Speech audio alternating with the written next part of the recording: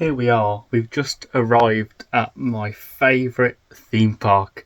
It's going to be such a good day. We're here peak mid-July on a weekday. Oh, it's going to be so quiet. It's not a weekend. I can't wait.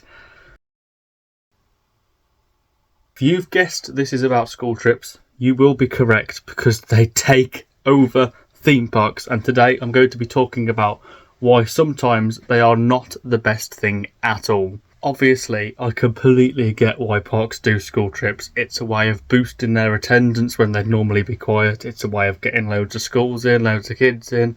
The rides are here. Everyone's like, whoa, we love rides. It's a good way of doing rewards trips for the well-behaved students who go to these parks. But if you have noticed from lots of school trip days at these theme parks, they are not usually the quietest of days. And we have seen some insane queues over the past few weeks. Who is waiting 5 hours for the big one? I mean, I like that coaster, but I would not wait 5 hours for anything at all. And if you've booked tickets to go to one of these midweek days in July and you don't realise that there's school trips there, you are going to be in for an absolute treat of a day. Obviously, there is some good things about school trips. Like I said, the parks are getting attendance, they're getting more widespread, they're getting the money from the school trips, obviously. The schools get to visit and all the kids get to visit and they get to go to a theme park, which some might not be able to do.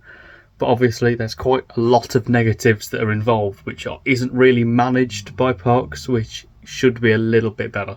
First up, this isn't at every single park because there are some parks I've been to where school trips are pretty good. When I go to the safari park, the school trips there are normally quite well behaved. They're normally with teachers in groups and they are normally younger, so obviously they're not going to be as insane as some of the older kids you see go in there, but obviously they're with the teachers, they're looked after, they're like making sure they're not doing anything bad.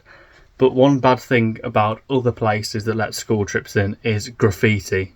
You will see a massive difference between June and July with the amount of graffiti entering the theme park.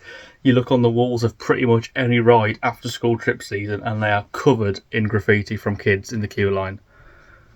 I don't know why people try and defend it by saying, oh, they're bored in a multiple hour queue, leave them alone, they're just keeping themselves occupied. That is not an excuse. People need to be telling these kids that they can't be graffitiing in queue lines. These parks have spent a lot of money making queue lines, making things look nice for other guests, for everyone who's trying to go to these parks. Not to just get drawn with someone's Snapchat on for someone to add to them and tell them that they're stupid. Just don't graffiti in theme parks, please. I don't get why you have to do it. And people draw some questionable things sometimes. Nothing should be drawn on queue lines at all. The worst offenders for it are Alton Towers and Drayton Manor. You normally see the Wave queue line absolutely full of graffiti, which is such a shame because they did quite a good job painting that queue line up when it was changed from Shockwave. There just needs to be some sort of control by the people who are taking these kids on these trips to make sure they are not doing stuff like this, because it's not up to the staff to be watching these kids. They are supposed to be doing what they're supposed to be doing, operating rides, managing queue lines, stuff like that. It's not their job to be walking around telling off kids for graffiti and queue lines. This needs to be up to the people who are looking after them at the end of the day. It might sound harsh, but it is true. Another bad thing about school trips, but you can't really blame the kids and the trips for, is the insane queues. You want to go on Hyperia in the middle of July? Well, you'll be waiting 3 hours for it. Oh, Toxicate normally has a 10-minute queue. Let's have a look. Oh, 50 minutes. Oh, let's go and try a Victus at Pleasure Beach. 320 minutes. That is 5 hours and 20 minutes, I think. Who is waiting this? Honestly, who sees a queue line upwards of 2 hours and goes, that's fine, I'll join that, honestly. Oh, what else do I need to do in my day? A couple of parks where queues are normally well managed, where things such as Fast Track don't even exist. I've not been to Portland Park, but they don't have Fast Track, and I imagine their queues at school trip season are a lot better than some other parks. Who is waiting over 2 hours for Gold Rush at Drayton Manor? Be so for real. You'll be about 5 minutes into that queue and it'll break down anyway. Some parks are doing well of setting up for queue lines, such as Blackpool Pleasure Beach have set up quite a lot of zigzag queue lines, obviously completely for the school trip season. It's an absolutely insane time to visit, and if you go at this time, do not expect to get on basically anything unless you're willing to wait over 3 hours for most rides. Do you love waiting 3 hours in a roller coaster queue? If you do, just like me, then I've got the perfect thing for you. Voting for the UK Theme Park Awards has literally just opened, and I have been nominated for Content Creator of the Year. So if you'd like to see me lift the trophy for that somehow, then get your votes in, and I would really appreciate it if you voted me. And subscribe and like if you like this video. Thank you. Back to the video. I think everyone can agree that the best part of a day with school trips is around 3 o'clock, where you see them all piled out the front of the park waiting to leave, and everyone who's there for a normal day out is just like, yes, thank God they're gone.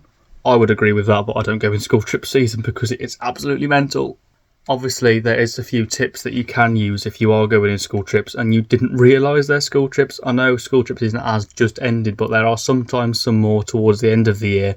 And obviously you can use this to prepare for next year if accidentally you do stumble upon a school trip day. Make sure you get there for the park opening. Most schools don't make it there for park opening, and normally they're all just too busy checking in and stuff to even get into the park when they do get there. So the first hour or two is normally perfect for getting a couple rides in before the school trips pile in and destroy the queues completely. Quite literally. Obviously, Fast Track is probably out of a lot of people's budget range when you are going on a day out of a theme park, so I'd say a couple of theme parks to recommend is Paultons and West Midlands Safari Park. Fast Track doesn't really exist there at all, and most of the ride queues are normally completely empty, especially in school trip season, which is quite crazy because there's still normally quite a lot of kids there, but they balance it out, so you do get quite a lot of rides in on school trip season. I've had a couple of visits there while there's been trips there, and honestly, it's been completely fine. Safari Park I'm talking about. One thing I'd like to talk about in these school trips is that they say that it is a rewards trip for good behaviour.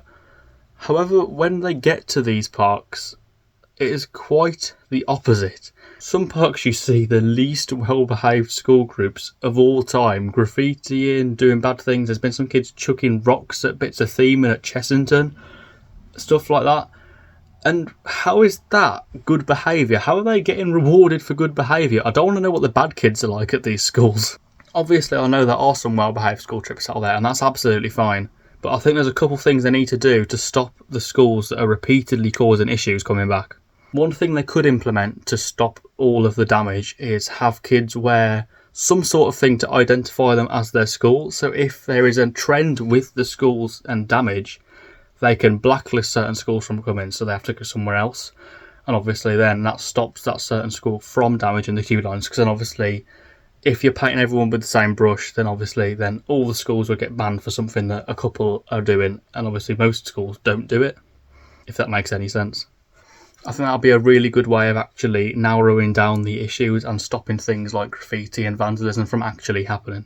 In an ideal world, school trips wouldn't exist and we'd all have a jolly good time at a very quiet Alton Towers. However, they do exist and we have to deal with them, and honestly, just go on a weekend, it's so much quieter. Been on a couple Sundays to Alton Towers and honestly, it's been amazing. And Thorpe Park on a Sunday was dead, so if you're looking for a day to do it on a Sunday because they are genuinely so much better.